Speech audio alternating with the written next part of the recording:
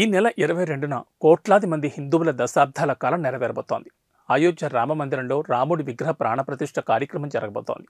ఈ కార్యక్రమానికి ఇప్పటికీ ఎంతో మంది ప్రముఖులకు ఆహ్వానాలందాయి. తాజాగా తెలంగాణ మాజీ ముఖ్యమంత్రి కేసీఆర్కు అయోధ్య కార్యక్రమానికి ఆహ్వానం అందింది.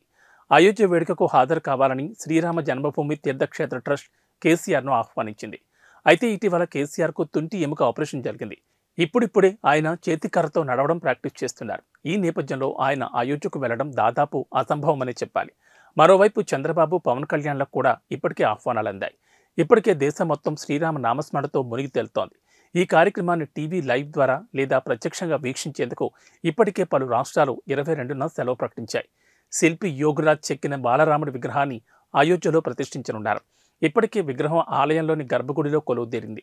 విగ్రహ ప్రాణప్రతిష్ఠకు అవసరమైన క్రతువులు కొనసాగుతున్నాయి. పూరా లోకల్ మీకోసం మా ఛానల్ మీ జిల్లాకు, మీ మండలానికి, మీ గ్రామానికి, మీ ప్రాంతానికి, మీ వీధికి, మీ ఇంటికి, మీ వద్దకి, ఎక్కడికైనా ఎప్పుడైనా మా పూరా లోకల్ ఛానల్ వస్తుంది.